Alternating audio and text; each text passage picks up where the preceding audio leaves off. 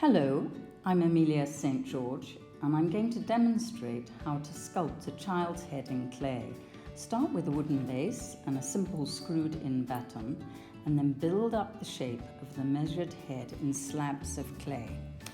You've got to keep going, it is rather laborious. Build it into what I call an alien form, so a flat head that's curving round with a definite chin.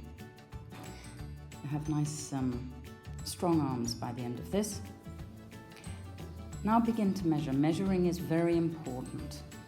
Measure from the top of the head, which is slightly curved on the very top, and measure down the front of the head and to the chin. And you want the halfway measurement there, which I just mark with my thumb. Then what you want is a horizontal line going all the way around, which is halfway round the head, and basically, don't laugh, the child's head, face, happens underneath that. Here's the central line. Now these will disappear as you work. Don't worry, you can pop them back in again if you wish to. I like to measure out everything to begin with, particularly where the eyes are, the whole thing. But look at the profile of a lot of children's faces, but do just check the child that you're working on. On this child, the forehead and the chin are absolutely dead on. The only thing that's going in from that is the indentation of the nose, which of course will be beneath that central line. Just push it in.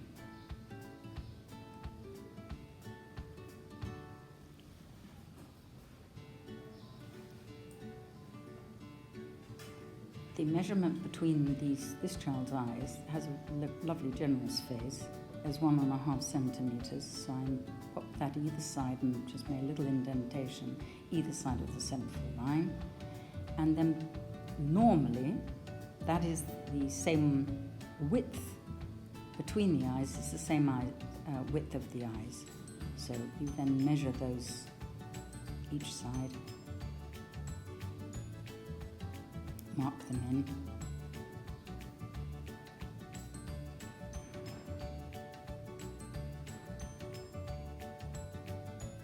Then the inside of the eyes is normally, I say normally, so do have a look at your individual child you're working on. It's normally the side of the nostrils. And then midway between the eyes, again, a very good indication of where the mouth is going to be. And I literally draw it all in to give me guidelines when I'm working.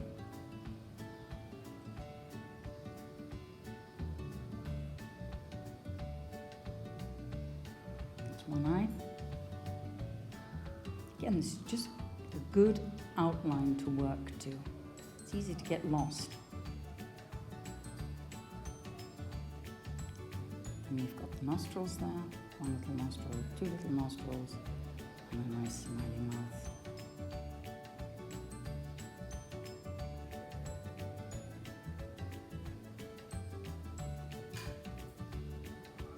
Happy little fellow.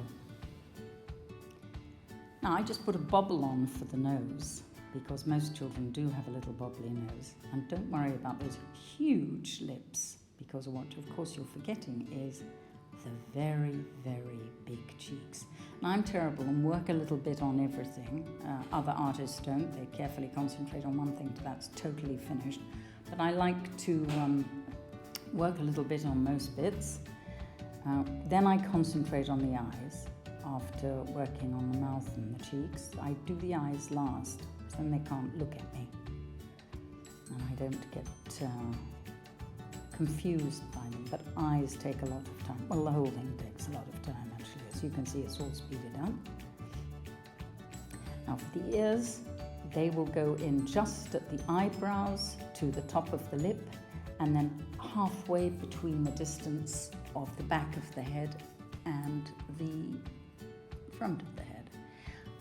I use a nice brush with water, just slopping it over to get inside details like inside the ears and mouth.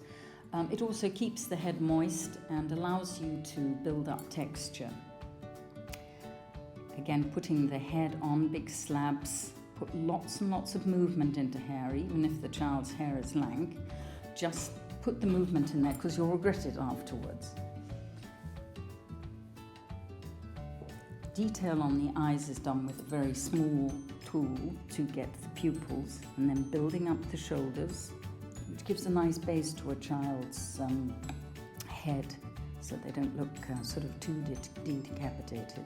And here just popping in details of clothing, building up a little bit away from the neck, and popping a little scalloped collar, which is, very childlike. And this is the horrid bit, slicing off the top. There we go, you have to gouge it out. This builds up the nice muscles in your arms like mad. I normally do let the head dry for a day so it's not too soggy or wet.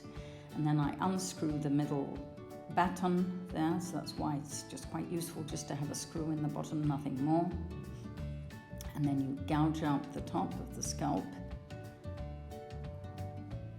and turn it over and empty the base completely, the shoulders, trying to get it a bit more level. I do want her tilted back quite slightly because she's very young and was looking up all the time.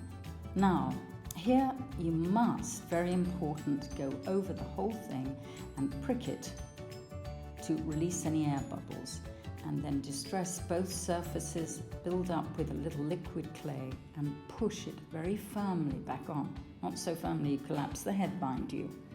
Tap it down and then build up again, re-sculpt back on. If any little bits that are missing, top of that ear went in the cutting off the head. And then go back very carefully and gently over all the areas that you need to for the hair, building in again, making sure there's no question of that head coming away from where you separated it earlier.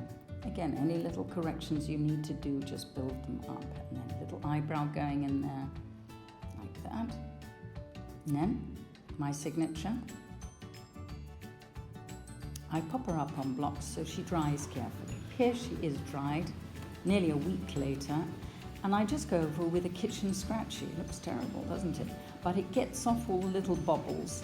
Of course, now she's completely dry, so desperately careful, don't chip off a curl or anything. She's biscuit dry, and like a biscuit, this little child can break very easily. So kid gloves.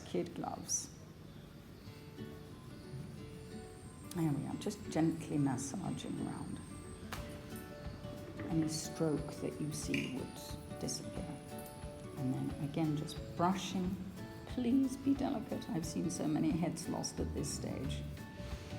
And then she's carefully taken to be fired. But you saw how she looks much better now, out of the wet clay into the dry clay. And then again, you see the change when fired. The clay changes colour yet again.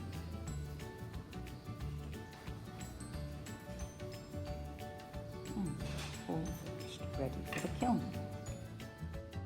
And here she is, completely finished. I hope you like my work. Do continue to follow me, other projects coming up. Thanks.